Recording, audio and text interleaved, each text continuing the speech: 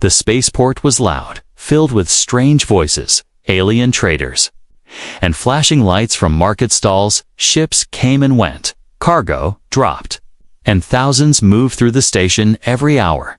But in one corner of Dock Sector 9, under the flickering light of a broken sign, sat a figure no one noticed. Her skin was pale and cracked, her body thin like old wires left to rust. She had no proper clothes, just a piece of cloth wrapped around her chest and legs. Her hair was tangled, her hands trembling, and her eyes. Her eyes had stopped shining long ago. She was hungry. So hungry that the pain had become normal. Her stomach didn't growl anymore, it had given up. But she hadn't. Not yet. Not completely. The alien woman raised her hand slowly, stopping a passing merchant. Her voice was weak, shaking. Please. Food, anything. The merchant, a large scaly creature with gold rings, looked at her and laughed. You got nothing to offer, girl, he spat, and walked off. Another one passed. Then another. Some ignored her completely. Some looked at her like she was trash. One even kicked a piece of bread toward her, then took it back before she could reach it. Desperation broke her pride. She pulled the cloth down slightly and whispered to a group of travelers, I'll give you my body. Just a meal. They looked at her, smirked, then kept walking. One of them tossed a coin at her feet, not out of kindness, but mockery. It didn't even buy a cup of water. She was not a person to them, just a dying shadow on a cold floor. Her lips cracked, her hands bleeding from the cold metal ground. She leaned against the dirty wall and closed her eyes. Maybe today is the day, she thought. Maybe this is how I go. And then footsteps, slow and steady. She didn't open her eyes. She didn't care anymore. But the steps stopped right in front of her, and then silence. No insult, no laugh, no coin, just silence. Then a voice, deep and calm. Are you all right? Her eyes opened weakly.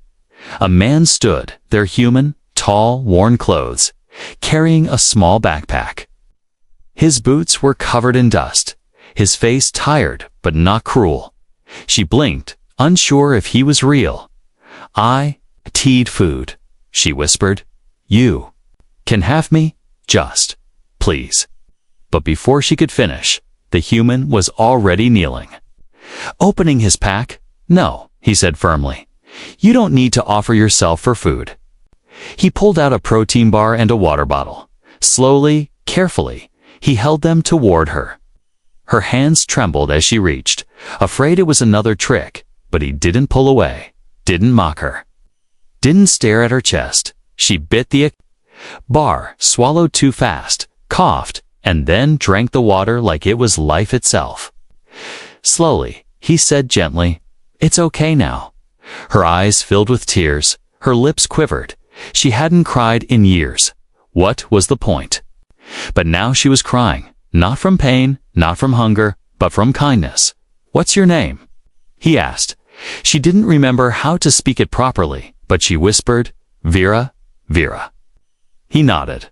I'm Jacob, the world around. Them kept moving, ships flying, merchants shouting, but in that quiet space between broken tiles and forgotten souls, something rare happened. A human stopped for someone everyone else left behind.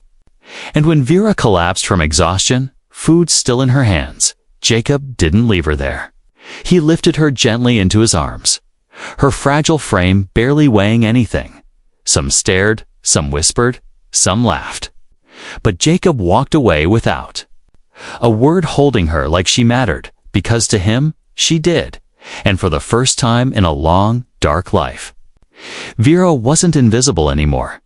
Jacob didn't walk fast. His arms were full.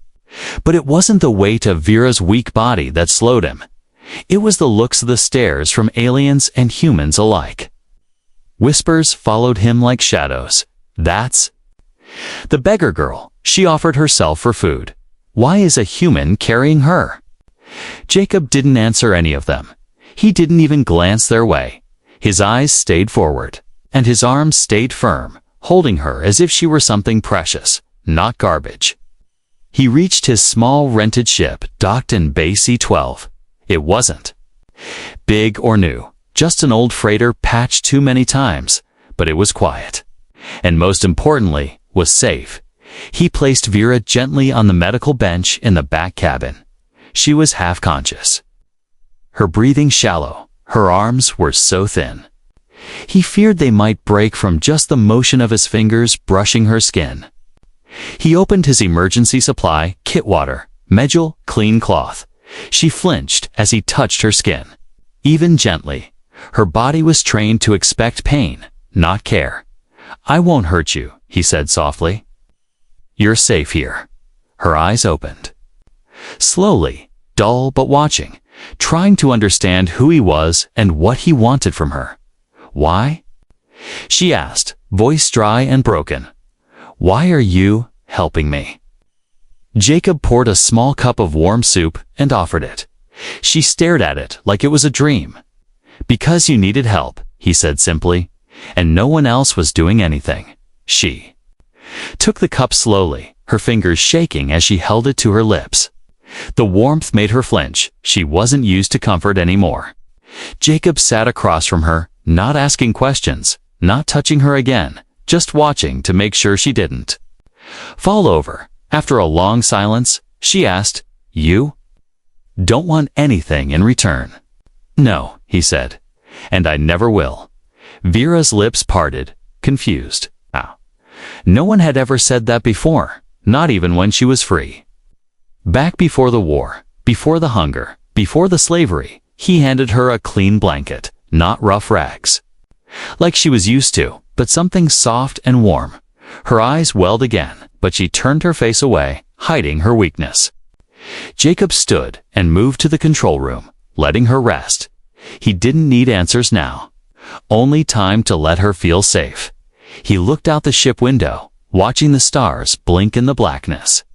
In the reflection of the glass, he could see himself tired. Eyes, unshaven jaw, face of someone who had seen too much. He wasn't a hero. He wasn't a doctor, a soldier, or a savior. He was just a man who had seen suffering and couldn't ignore it anymore. The next morning, Vera woke up under the blanket. The smell of food in the air. Real food, not scraps or stolen rations. Jacob walked in with a tray. "You hungry?" he asked. She nodded slowly, still unsure if this was all real. He placed the tray beside her, a piece of bread, some protein strips, and clean water. She took tiny bites, afraid it might disappear any second. As she ate, her eyes wandered around. The cabin, simple walls, old tech.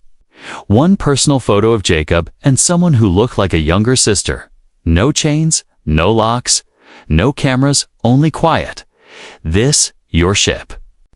she asked, voice a bit stronger now. "Sort of," he smiled. "It breaks down a lot, but it moves." She looked at him, then asked what had been burning in her heart. "What do you want from me, Jacob?" He looked at her, surprised by the question. "Nothing," he said again. "I don't want your body, your thanks, or your story. Just rest, eat, get better. That's all." She stared at him for a long time, then whispered, "I don't remember the last time someone said something like that." Jacob smiled gently and said, "Well, now you've heard it again." He turned away to give her space, but Vera's eyes didn't leave him for the first time. The fire of trust sparked in her soul, small but real. Maybe she could believe him. Maybe not all humans were monsters, and maybe, just maybe, she wasn't worthless after all. The hum of the ship's engines was soft and steady. Vera lay on the small bed. Staring at the ceiling panels above her, they were plain, gray, and a little scratched but to her. They looked like stars, because they were hers now. No one would pull her out of this room. No one would force her to leave. And no one had touched her without permission since she came here. It had only been 2 days.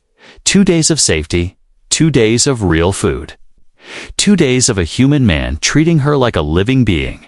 Not a piece of meat. She still didn't trust it completely. How? Could she? Trust was dangerous in her world, but her body had stopped trembling. Her voice was no longer just a whisper, and for the first time in years, she had slept without fear. Jacob came in with a folded set of clothes, simple but clean. Stitched by hand, not machine. They might be a bit big, but they're better than rags, he said, leaving them on a shelf. He didn't stare at her. Didn't wait for her to say thanks, he just nodded and left the room again. Vera slowly sat up, touched the fabric, and smiled to herself. Her fingers ran along the stitching. Someone had made these with care. That alone was more kindness than she had known in years. She changed clothes, took a small breath, and stepped out of the room. The main area of the ship was small, a cockpit with 2 chairs, a table in the middle, and a heating unit that looked older than the ship itself. Jacob was sitting with a mug in his hands, sipping something hot. He looked up and smiled. Well, that fits better than I thought.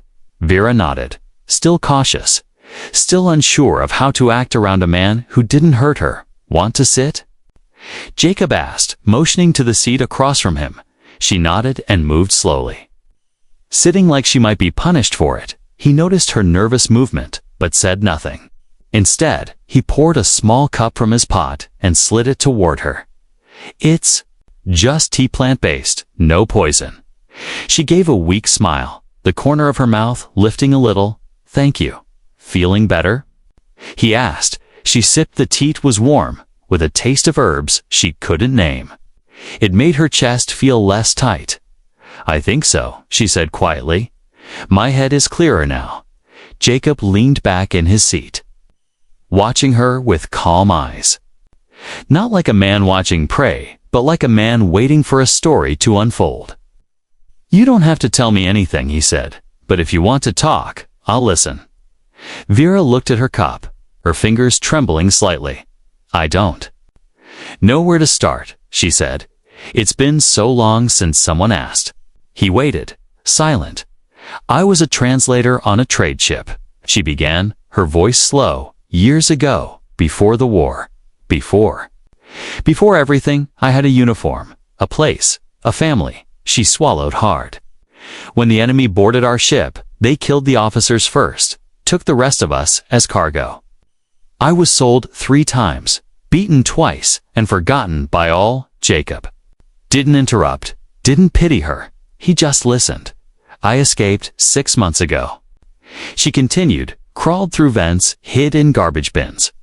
Got out on a freight barge that didn't check cargo.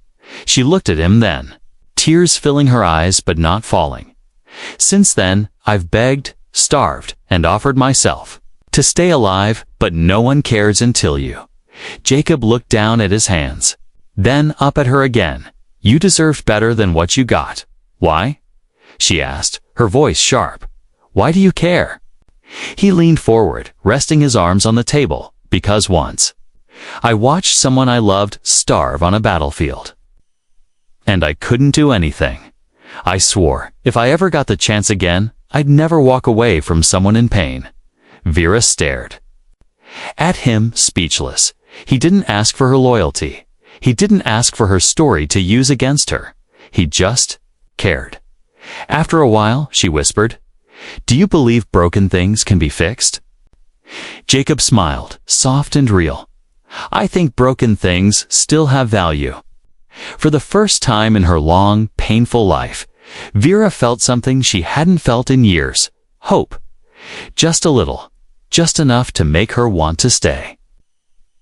Vera stood in front of the small mirror inside Jacob's ship.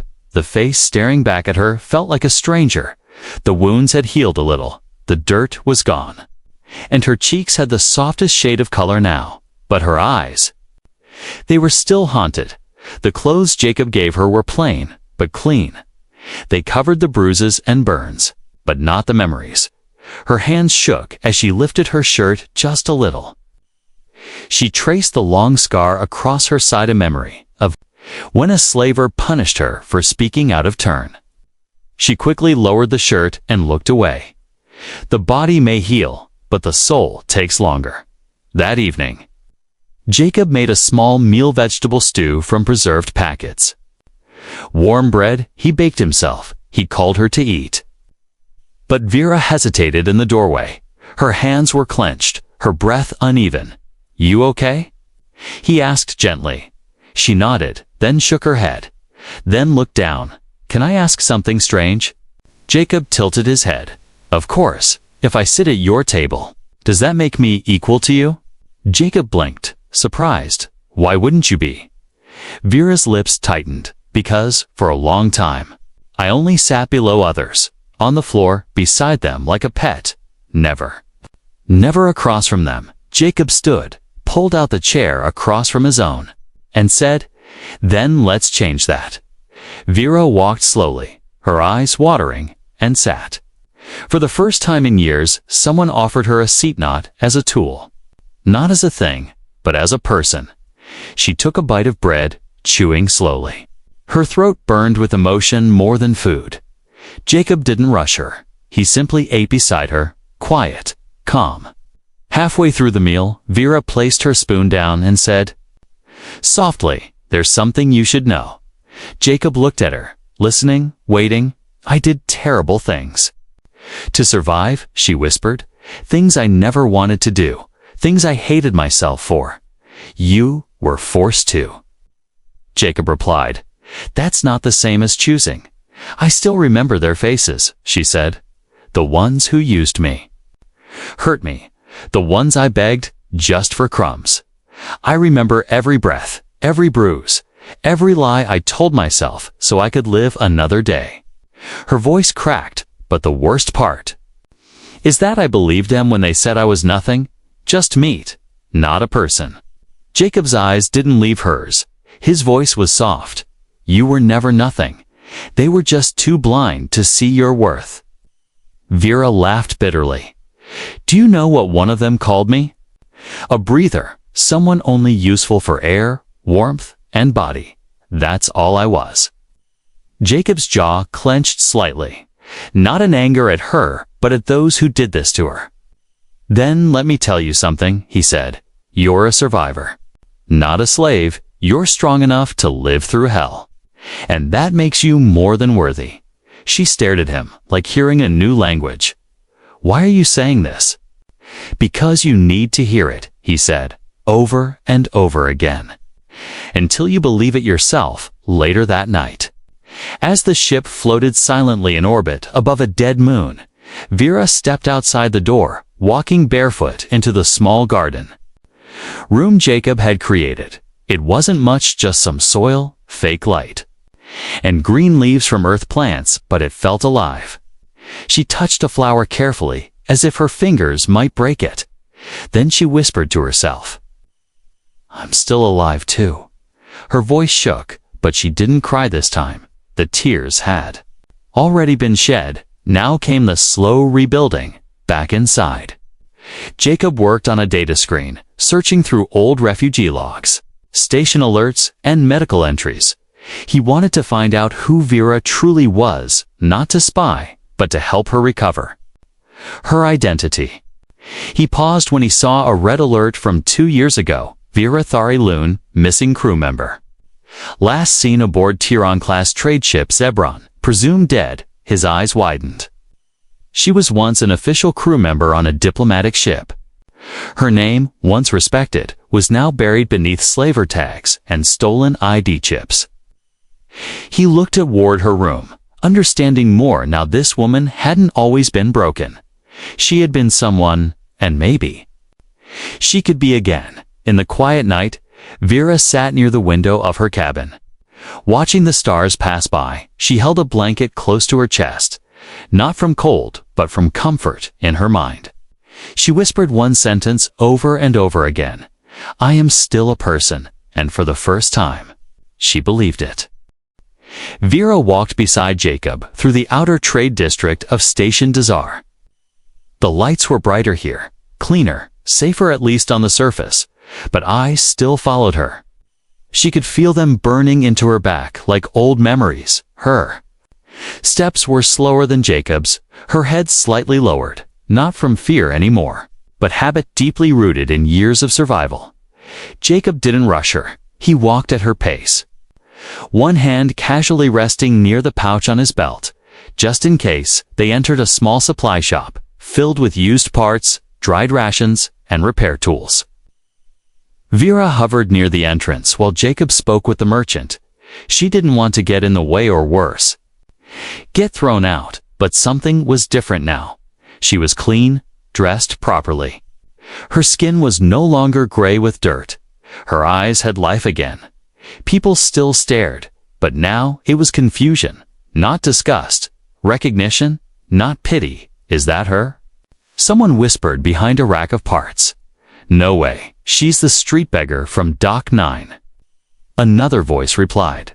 The human took her in. Why?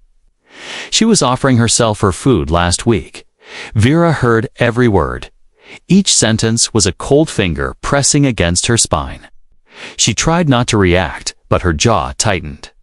Jacob returned with a small bag of items and saw her frozen in place. You okay? She nodded slowly. They still talk about me like I'm filth. Jacob didn't look at the voices behind the rack.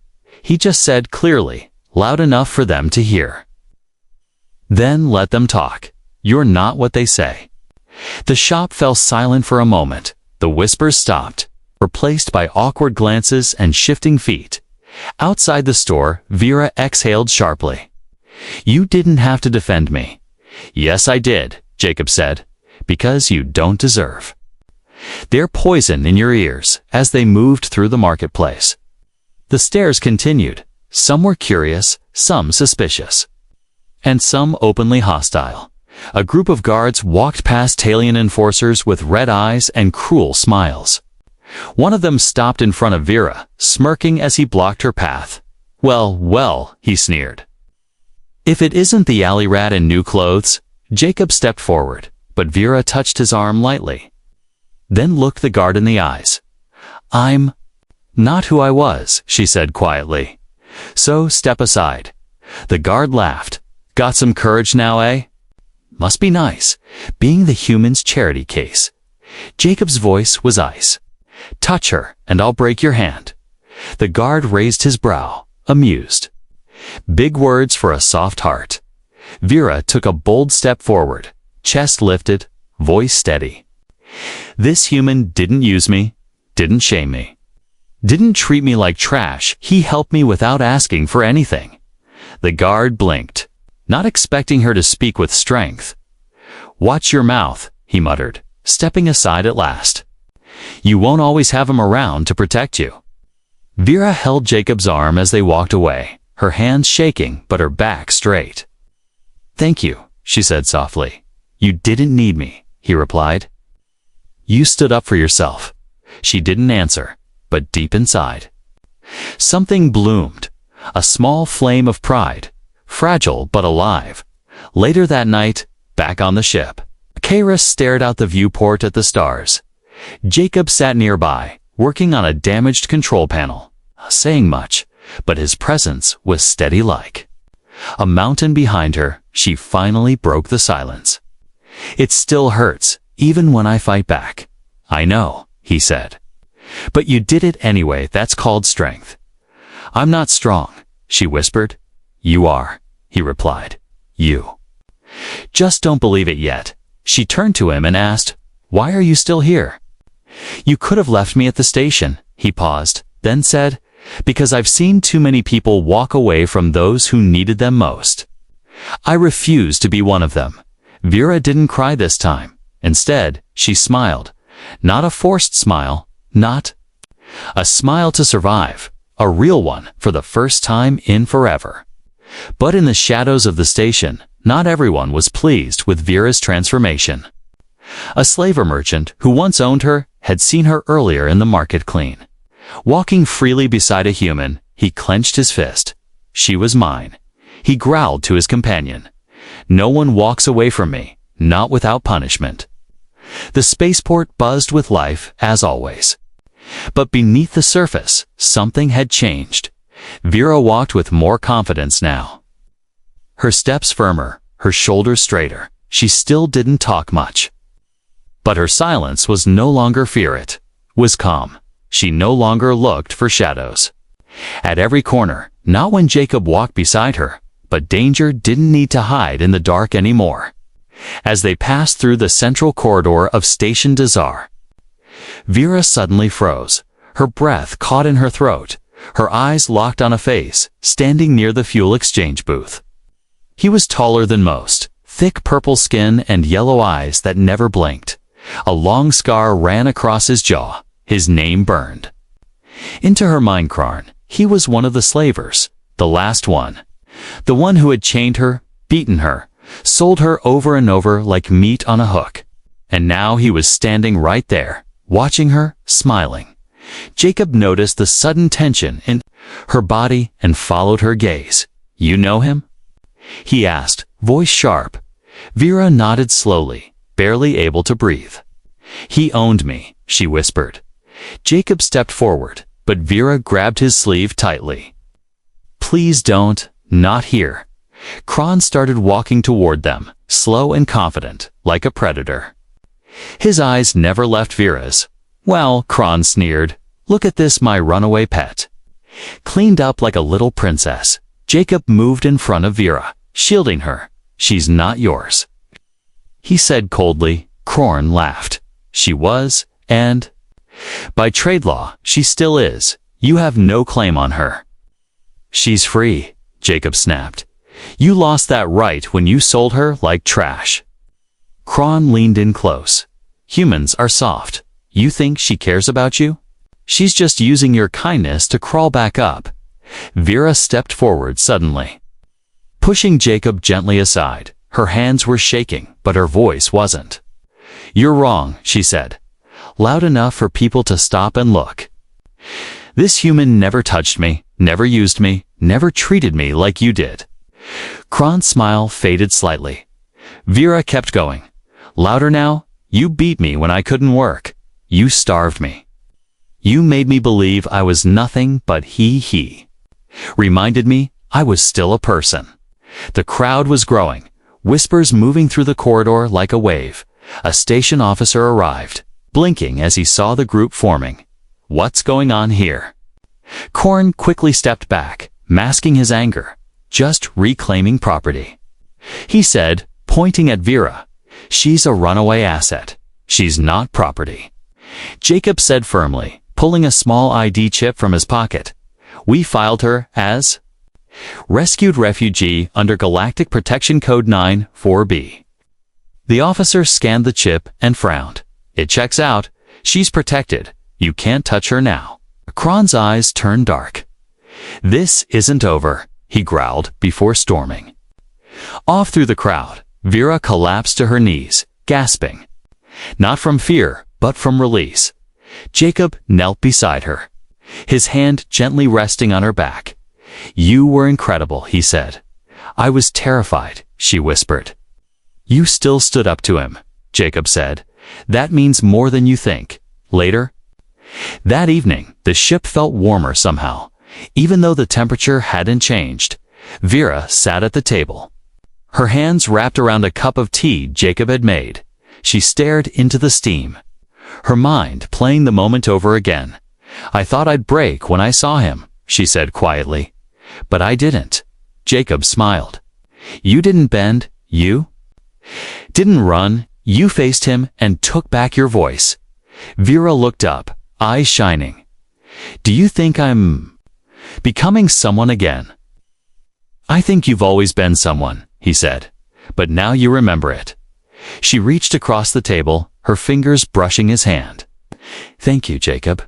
He squeezed her fingers gently. "Always." But as the stars moved outside the ship's windows, they both knew something had changed.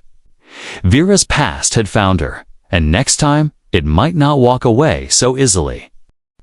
The stars outside the viewport were still the same, but everything inside Jacob's ship had changed.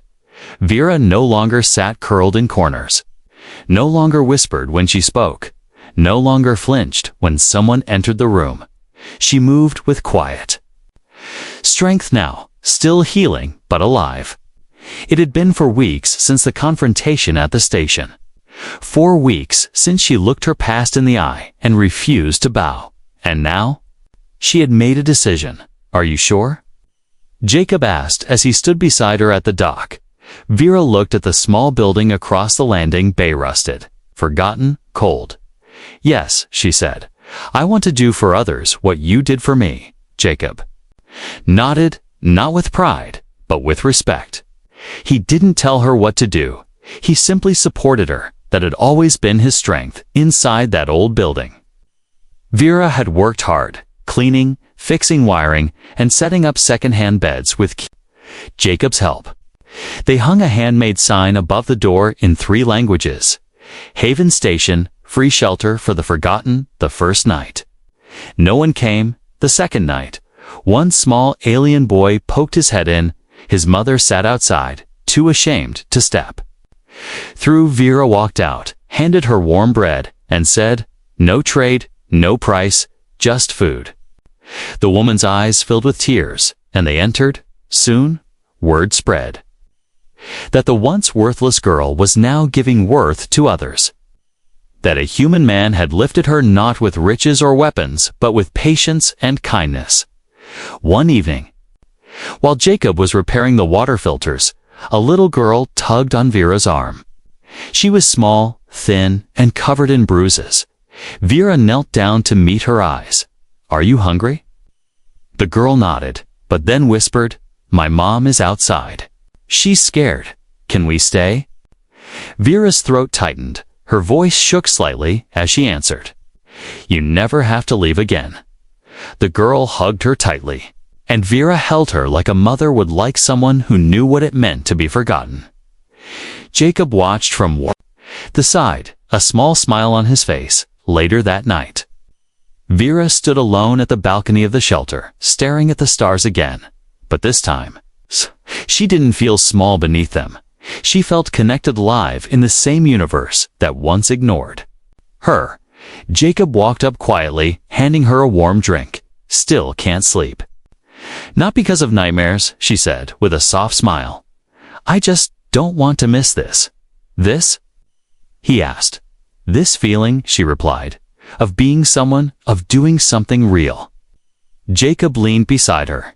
"You've come far." Vera looked at him, eyes filled with quiet power. "I wouldn't have made it without you." "You made the choice to live," he said. "I just made sure you had the chance." She turned to him fully now, her hand resting gently on his. "And you never asked for anything?" "Not once." Jacob shrugged. "Didn't need to. You're more than enough as you are." Her eyes welled, but this time, her tears weren't from pain. They were from peace, from the warmth that had returned to her chest. "Do you think I could be family someday?" she asked shyly. "Not yours, just someone's." Jacob smiled. "I think you already are. To every child and every soul who walks through that door." Weeks passed, and Haven Station grew. Aliens who once mocked Vera now nodded respectfully when she passed. One guard even came to apologize. "Didn't realize you were stronger than all of us," he muttered, scratching his head. Vera smiled. Not with pride, but with calm grace. "We all survive differently," she said. "Now I help others survive too." Then one morning, a government ship landed nearby. A clean-suited officer walked up to Jacob and Vera, scanning his pad. "Is this the woman who is listed as deceased on the Zebron registry?" Vera stepped forward, a bit tense. "Yes, that was me," he nodded. "Impressed? You're not just alive, miss. You're a hero in some sectors. What you've done, hear it, matters." Vera blinked in shock. "I'm hero." The officer smiled. "More than you know." He handed her a formal ID and full citizenship card. "Welcome back to life, Miss Verathri Loon." Jacob chuckled. "Guess you're officially someone now." Vera laughed, holding the ID close to her chest. "No, I always was." That night, as she closed the shelter doors and tucked in the little ones, Vera paused for a moment, hand on her heart. She whispered to herself, not in pain, but in quiet victory, from nothing to someone worth everything. And above the stars, for the first time in her life, Vera felt truly free.